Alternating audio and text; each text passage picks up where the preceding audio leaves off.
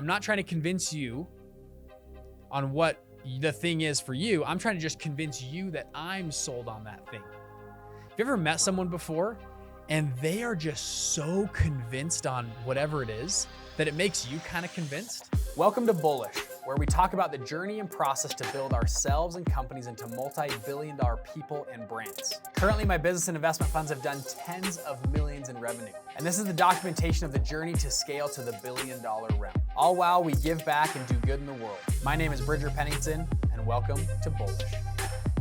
Now, people keep asking me, Bridger, share stuff on the podcast or the show that I can't hear anywhere else. Stuff that people aren't talking about, things that aren't happening, things that aren't, on just the recycled entrepreneur crap. So I wanted to get into something today that I think is pretty unique, something we share. And we're gonna talk about this concept of raising capital.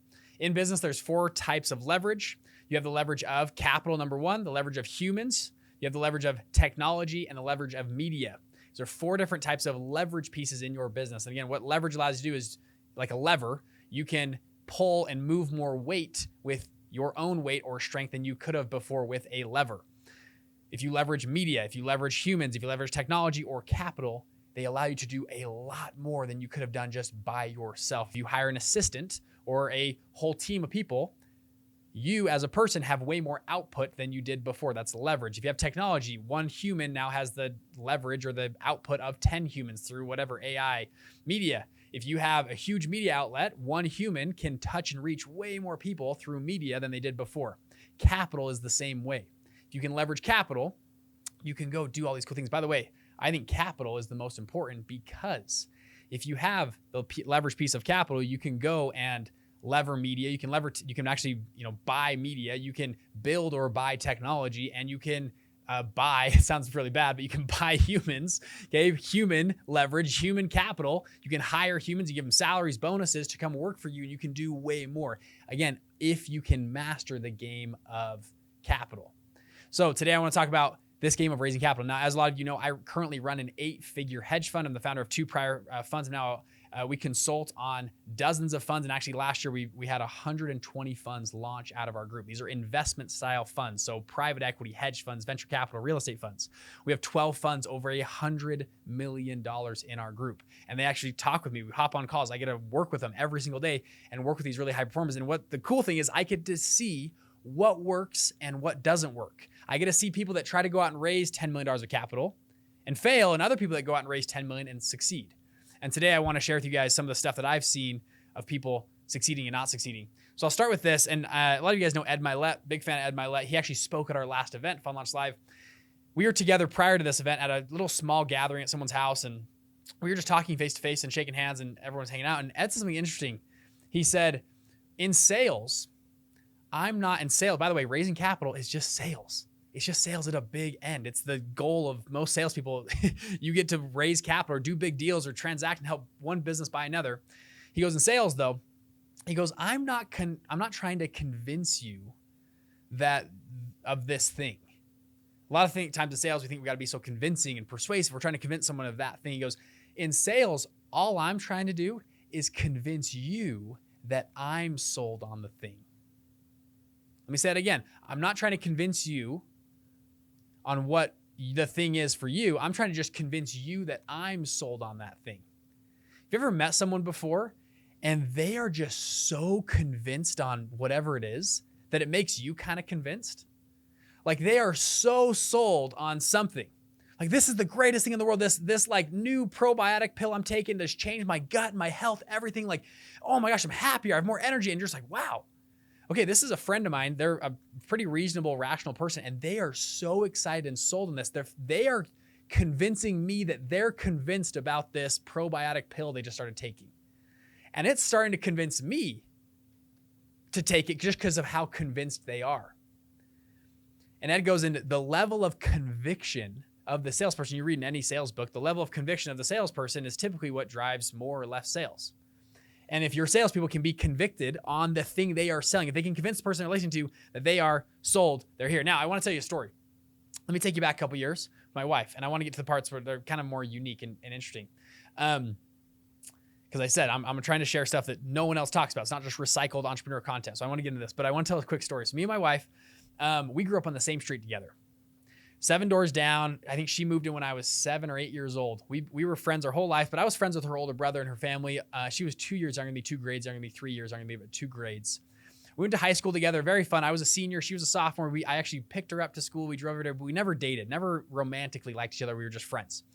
We then I served a 2-year mission for the Church of Jesus Christ. I went to Taiwan, spoke Mandarin Chinese, came home, and we started to date after I got home.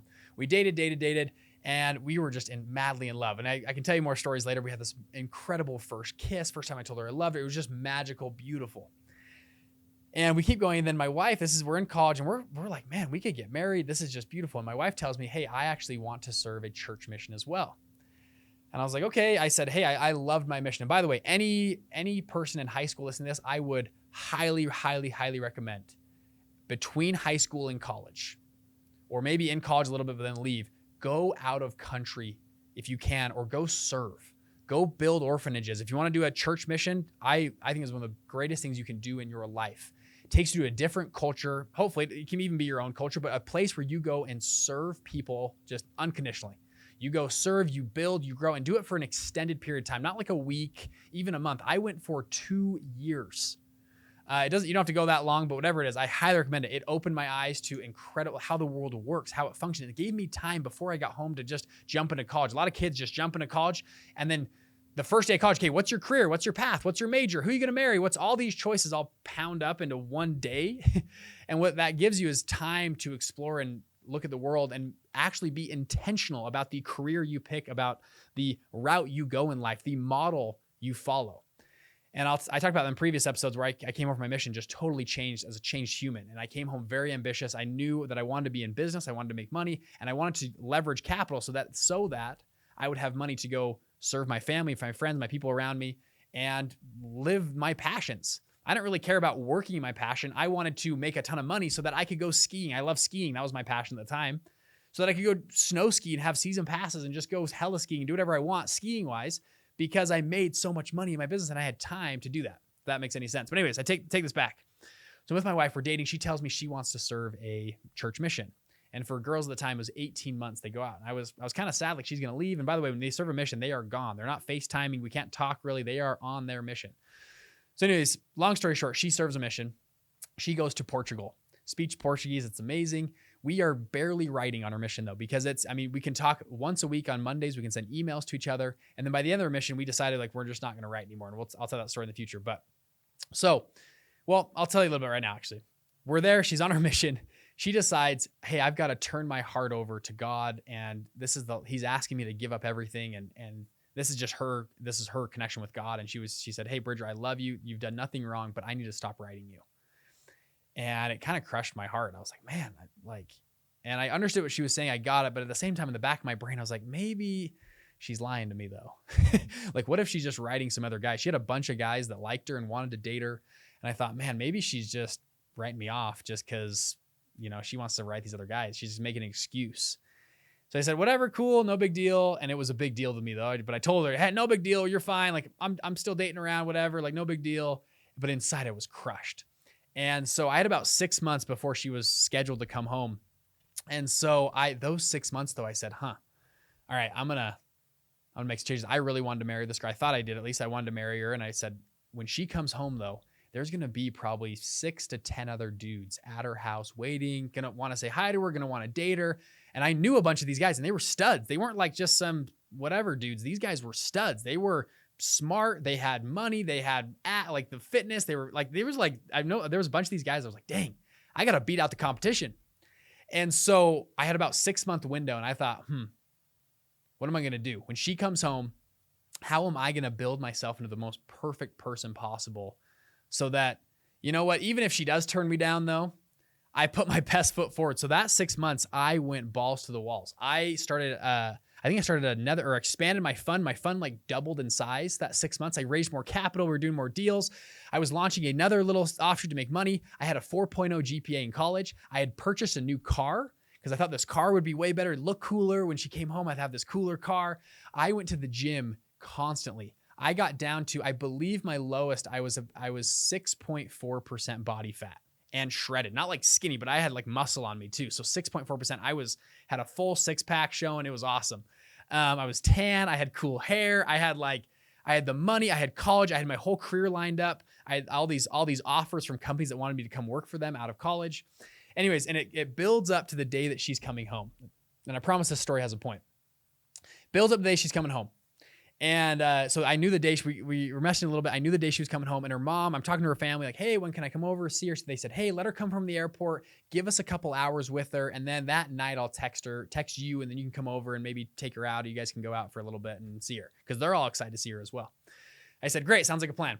So I planned my whole week out. I had blocked out like all my work. I had front loaded all my homework at school so that I had like 3 or 4 days available that could just do nothing. I'd just hang out with her and just be fully present. So anyways, that day comes and I am super nervous. I woke up, I had the perfect routine. I showered, I did meditation. I was like trying to get in the peak mental state. And about an hour before her family lived it was about an hour away from where I was at school. So I drive up early. I'm in the area. I shower again because I got sweaty. I'm putting on deodorant. I put on deodorant 3 or 4 times in preparation, just because I was just so nervous. I was practicing. I knew what song, if she got in the car, I knew what song I was going to play. I knew what next song I was going to say. I had practiced in my brain everything I was going to say when we got there. And I was like ready. It wasn't like I was nervous. I was like ready. I was like, this is going to be awesome. And because I had practiced so much in private, I was confident in public. And so I was confident. I was like, okay, but I was still obviously a little nervous, but I was like, no, this is going to work out. Anyways, her mom finally texts me. It's like 6 p.m. at night. She says, hey, we're ready for you to come over. And her family, by the way, my wife's family, they love taking videos. And I thought they'd have like cameras there because they were really excited for me to see her and us to reunite after 18 months. And so I'm like, okay, I'm ready. So I'm circling her neighborhood. I've been circling her neighborhood in my new car for, 45 minutes waiting for this text message. I get the text. I'm like, okay, I'm coming over. So I come over and within, 2 minutes, I'm at her house. I pull up and no one's there. And I thought people would be at the house. I knock on the door. No one really answers. I'm like, okay. And I was pretty comfortable with their house. So I decided to just walk in because I'd been there a lot. And so I walk in the door and I go, hey, I kind of announce myself. And I had completely shocked them, by the way. Just to give you context, my mother-in-law now at the time, but her mom at the time, thought I was still at school and was about an hour away because I was going to drive up from school. She didn't know I was circling the neighborhood for the last 45 minutes. And so I show up and I shocked the whole family. They didn't know I was coming. So they're there, they're eating. I walk in the room. I walk around the kitchen. It's like there's a little room that I come around into the kitchen. And Lauren, my now wife, she just had taken a bite of a big peach. Huge peach, taken a bite and stopped mid-bite. And everyone kind of froze because I walked in. And they're like, oh my gosh, it's Bridger. And then Lauren, she took the peach out of her mouth and threw it across the room. And then we ran together. We hugged. It was this awesome. We reunited. It was amazing. And we talked for a little bit. It was kind of awkward, but fun. I said all my right lines and it was great. All the stuff I'd practiced was perfect. I then said, hey, do you want to go on a drive with me for a minute? Just so we could talk, catch up, just kind of be alone for a sec. And so she's like, sure. She comes in my car. My car is perfectly cleaned. It smells good in there. She gets in. I play our favorite song, the song she knew from 18 months ago that she loved. I play the song. She's like, oh, I missed the song. I'm like, yep, I knew it. And we drive up and it's just awesome. We go out for 20 or 30 minutes. We talk, we hang out. It was just, we reunited. It was just amazing. Everything went perfectly. Came back to the house. We then hung out with the family and then the rest, ended up getting married. We have a kid now. We've been married for 4.5 years now. It's been amazing. I tell you that story because a lot of people in my group, I have a lot of people that come and pitch me for capital. They come up and we actually do a lot of practice calls. So in my group, people come and practice pitching with me. I've heard now, I would estimate over 1,000 pitches from people in my group and outside my group, just people pitching on deals, properties, ideas, funds. And I can very quickly discern between a good pitch, a bad pitch. I can call fraudsters. I actually have a pretty good BS detector at this point. It's funny enough, this week, a huge group just blew up this last week, a big Ponzi scheme, this whole thing. And I had 4 or 5 friends call me like, Bridger, I should have listened to you. You called this Ponzi scheme 2 years ago. And I'm like, I know. It was pretty obvious to tell. And none of you listened to me. They all put in hundreds of thousands, a couple guys, millions of dollars into this thing. And I'm like, dude, it was a Ponzi scheme from the beginning. How? Anyways, I digress. So people come and pitch me though. I get a lot of pitches. And what's funny enough is I go back to that thing that Ed Milet said. A lot of people show up to a pitch and they go, hey, you wouldn't want to invest with me, would you? if I would have done that with my wife off her mission, if I would have just shown up, I hadn't really prepped. I was kind of flabby, out of shape. I didn't, had a crappy car. I hadn't worked hard in school. I kind of was just lazy during her 18 months. I was just waiting around, bumming around. My wife, who's a high-powered, high-performance woman, no chance she would have married me. She would have said, Bridger's kind of a bum. He doesn't really care to show up that way. He's not dressed sharp. He doesn't have everything together. It's not as all of his ducks are in a row. And that's a kind of an obvious example, but we literally do this so much in pitches and in presentations. I can't tell you how many people come and pitch me. And we tell them before the pitch, make sure everything, Bridger and my assistants tell them, Bridger's going to rip you apart if you're not ready. And I can't tell you how many people show up and their pitch deck is kind of sloppy. And the numbers aren't actually really that well portrayed. And the graphs are a little bit off and the charts and everything aren't done that well. And it takes the extra effort, and it's not that much effort. I talk to people on the phone on my computer, and I'm like, guys, this is the final 10%. If you would have pushed 10 more percent, it's not like they need to do 250 more percent. They're almost there. I'm like, you guys have a really good fund idea. The core of it is actually really good. But the way you showed up on this call, the way you're presenting, you're not using the presenter mode on, you're just flipping through slides that are kind of sloppy. And I can see, like on PowerPoint, I can see all the controls. Hide those controls. Have a good intro question. Can you hook me? Can you get past my croc brain? We'll talk about this probably on previous or different episodes, but most of us, when you show up to a pitch and I'm actually going to invest real dollars, everyone puts up their defenses. They call it the crocodile brain. Like when a crocodile or tiger attacks you, have a fight or flight instinct. Most of us have that when a pitch comes. Is this going to hurt me? Is it going to harm me in any way? Should I fight it? And if you can build a pitch that in the first 1 to 3 minutes breaks through that croc brain, gets them into what I call their midbrain or neurocortex brain. If you can break into their neurocortex brain, which that is actually where problem solving happens, where there's a rational thinking, where they can actually think through the stuff, your chances of getting an investment off that pitch drastically increase. But a lot of people show up, and because their deck is kind of sloppy, they don't have a good intro question, they're not getting that first 1 to 3 slides isn't a good hook to keep my brain entertained. Or it makes me nervous that they're talking to me and they don't have their Zoom cameras on, or their Zoom cameras on and it's kind of, they're not dressed very properly, they're kind of sloppy. Why would I invest in someone who can't even button up their shirt and, crease their shirt the right way, or build a pitch deck that looks presentable? Why would I give you, how am I going to expect me to give you hundreds of thousands of dollars and you're going to take really good care of that money if you can't even take care of your shirt or your hair, or turn on a Zoom camera, or practice presenting, or answer some objections, or when I dive into your numbers, you don't get flustered? How am I expected to give you that kind of money? And so back to the story with my wife. She was convinced that I was convinced on her. Women love men who are in love with them, especially if you're married. I texted my wife this morning, actually. Hey, love you, honey. Just middle of the day, random Monday morning. Honey, I love you so much. You're an amazing woman. Thank you for all you do. She texted back and you could tell it made her day. Oh, thank you so much. Love you so much, Bridger. You're amazing. Women love that. They love when you show up and you're attentive. And guess what? Investors love that too. When you're put together, when you got everything around you, when you've done everything on yourself to be presentable and you are convincing them that you're convinced. On our asset class, I pitch a crypto fund. So we have an 8-figure crypto fund right now. When I show up to calls, people are all over the place about crypto. They love crypto. Some people love it. Some people hate it. When we show up and we show them how convinced we are on crypto, that we're sold on crypto, and me and my partner, Dan Young, are, pretty smart. Maybe not me, but Dan is a very smart person. He's a high-powered CEO. He's a very successful business person. And if he's convinced, man, maybe I should be convinced too. Now, we don't take it to the point where we're, crazy Bitcoin maximalists. I say, hey, just like you, 60% of my portfolio is in real estate. I have some stocks, I have bonds. About 10 to 20% though of my personal net worth is in cryptocurrencies. Why? Because this is a very moonshot category. This technology is inevitable. It's not going away.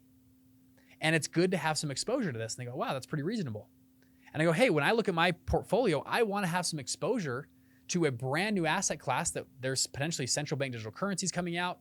There are a bunch of companies that are announcing their place and moving into the crypto blockchain space.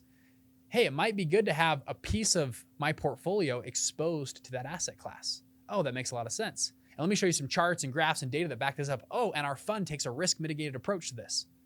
And we're just like any other, your wealth managers that talk about risk mitigation and, taking the upside and hedging on the downside. We do the exact same thing. We just do it in a new asset class. This is very vanilla. And all of a sudden I'm breaking through your croc brain. Oh, this is just like getting into any real estate or stock portfolio you've been in before. It's very vanilla. It's very, just the only difference is it's in a brand new asset class called cryptocurrency. We're taking the same old school approaches to this asset class. However, you get exposure to potentially huge upsides. And in, 50 years when your grandkids are asking you, hey, what'd you do in the, 2020s? Remember this when crypto was coming out? Did you ever invest in any of that? Grandkids, I didn't want to do it. Man, grandpa, if only you'd done that. Or is the conversation be, hey, grandkids, the reason y'all drive Ferraris now is because grandpa took some pretty calculated bets back in the 2020s. And he's done a decent job, right? Anyways, I digress. But say you can break through showing up, being fully present, being there, preparing, putting on deodorant 3 or 4 times before you meet your future wife. One of the most important days of my entire life was that day. And I recognized it in the day I was there. I said, this is probably going to be the most impactful, important days of my entire life. It's the day my wife comes home from a mission. I got to meet her again and kind of re-meet her. And it's turned out we have a beautiful marriage now, a beautiful family. It's pretty awesome. Convince people that you're convinced.